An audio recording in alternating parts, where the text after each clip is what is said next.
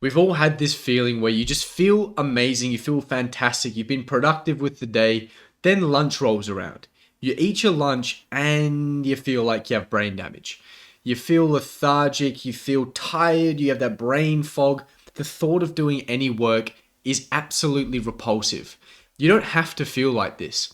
These are the three things that you can do to avoid that post-meal crash. First thing we can do is the post-meal walk. This is an absolute staple for me. I love the post-meal walk. There's a lot of great reasons why you should have a post-meal walk in your daily routine, but the big one is when you finish a big meal, you finish your lunch, you finish your breakfast, you finish your dinner, just going for that 10-minute walk, it allows you to properly digest your food.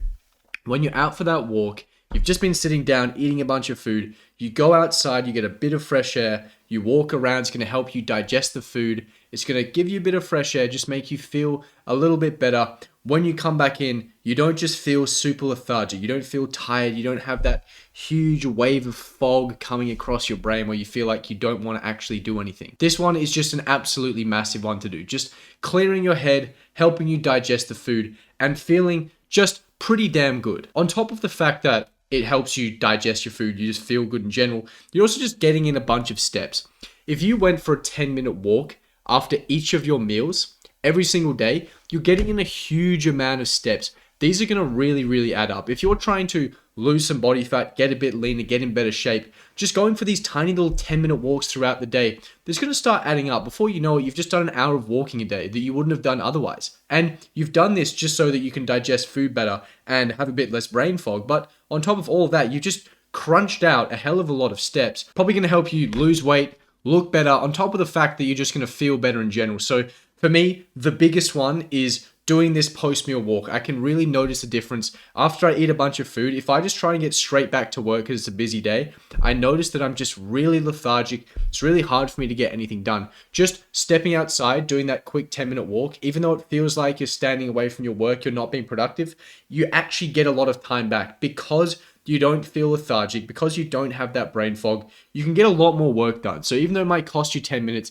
it's probably going to save you a whole lot of time and productivity. So definitely something worth doing. There's a lot of reasons why you would do it, but just to prevent that post-meal crash, it is really valuable. Real quick, if you would like to reach peak performance, I've left no stone unturned to giving you everything that you could possibly need, including an entire course on how to optimize your nutrition. So if that is at all interesting to you, I'll leave a link in the description below. Second thing we have to consider here is your food choices. The foods that you choose to eat, it's going to significantly impact how you feel after you finish eating. First place to start here is go for whole foods. Try to eat more whole foods. When I talk about whole foods, I'm talking about single ingredient foods. Foods like meat, foods like fruit, foods like vegetables, foods like dairy, things that are just whole foods. They don't have a bunch of ingredients. They're not ultra processed. They're just naturally occurring foods. Now, of course, this makes sense. If you're eating more whole foods, it's actually a food. Your body knows how to digest it properly. You're not going to feel lethargic. Let's say you ate a couple of donuts, okay, with 50 different ingredients that you've never even heard the name of. You put that down your throat, your body is going to go, what the hell is this? There's 50 ingredients that you can't even pronounce, let alone do I know what to do with it. And it just sits there in your stomach and your body is trying to process and digest what it has just received. Compared to a whole food where it's like, okay, I know what that is. That's beef. I've had this for like 2 million years. What on earth is this? Maltodextrin and a bunch of processed refined sugars and sunflower oil just going down. What am I doing with this? What do I do with this?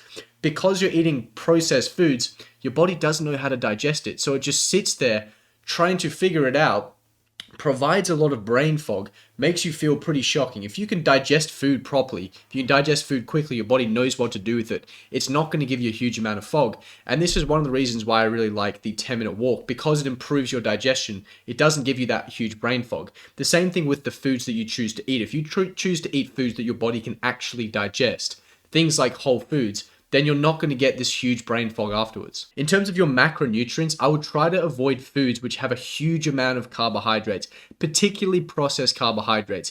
If you're eating things with really sugary sauces, bunch of sugar on it, even things with like a big bowl of rice or a bunch of potatoes, it's all just going to be received by your body. You're going to get a huge spike of insulin, and then it's going to come crashing all the way down, and you're going to feel pretty fatigued. You're going to feel really tired. And this is part of where the crash comes from. If you're getting a huge spike of energy, if you're getting that rush of sugar from that processed sugar, which has been stripped of all its fiber and water, that's going straight into your body. You're going to get a big spike of energy and then a big dump at the end, and you're going to feel shocking. You're not going to want to do anything. So try and avoid a bunch of carbs. If you are choosing carbs, choose carbs from whole food sources. If you're eating a bunch of, fruit, for example, here, that's going to be fine. The fruit's got a bunch of water in it. It's got a bunch of fiber in it. It's going to slow down the digestion, which means the sugar is going to hit you slower. You're going to have more sustained energy rather than a big spike and a big crash.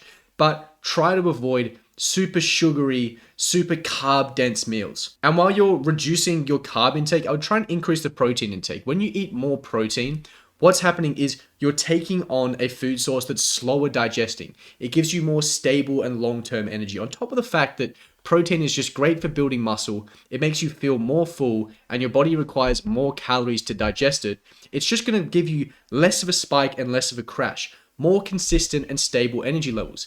Again, if you're getting that big crash, that's what's going to cause a lot of the brain fog, a lot of the fatigue and tiredness. If you're eating the types of foods like whole foods, protein-dense meals, then you're going to have more consistent and stable energy levels. And that's going to be very beneficial throughout the day. If you just chose a meal, which is mainly whole foods, quite protein-dense, and that gives you a lot of energy, but stable, consistent energy throughout the day, the back half of your day is going to be so much more productive than if you ate some really carb-dense, sugary meal. You got a big spike, you felt really good, massive crash, couldn't get anything done the back half of the day because I had all this brain fog, I was tired, I was fatigued, I felt like crap. So being intentional about your food choices is definitely going to help you prevent that post-meal crash. You have to also think about your food volume here. So no matter how good the quality of the food is, even if you ate protein-dense, whole food meals, if you have a massive amount of food, if you eat a 2,000 calorie meal, I don't care if it's the most perfect meal that you can possibly imagine,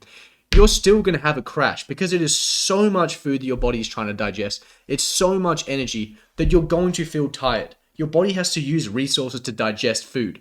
That's kind of what makes you feel tired. So if you're eating massive volumes of food, then no matter how good the food is, how high quality the food is, you're still going to struggle to have the sustained energy. You're going to get that crash in energy after a massive meal. And this is one of the many reasons why bulking is such a stupid thing to do. I made a whole video about how much bulking sucks, but trying to eat a lot of food to gain more muscle, even though it doesn't do that, is really not a smart idea because it's going to give you a massive crash in energy if you're trying to consume and digest an insane amount of food. So if you try to reduce the total quantity of food you're eating and just eat more frequently, just smaller, more frequent meals, then you're going to have more consistent, stable energy. You're not going to have a big surge and a big crash in energy trying to digest a hell of a lot of food. Because at the end of the day, you could eat perfect food, but if you're eating a hell of a lot of it, you're still going to get a big crash. So those are the three things that I do to prevent a post-meal crash. I try and go for a 10-minute walk after my meals. This is going to improve my digestion. It is going to just clear your mind a bit, give you a bit of fresh air, get you back in the zone. I also try to reduce the carb intake, especially processed carbs, increase the protein intake, try to go for mainly whole foods here, and I try and eat smaller and more frequent meals rather than just a huge volume of food at once. So hopefully there are some takeaways that you can implement into your life from this video. If you got some value out of it, if you liked it, like and subscribe. There's probably a video somewhere around here that you might be interested in, so I'll see you in one of those.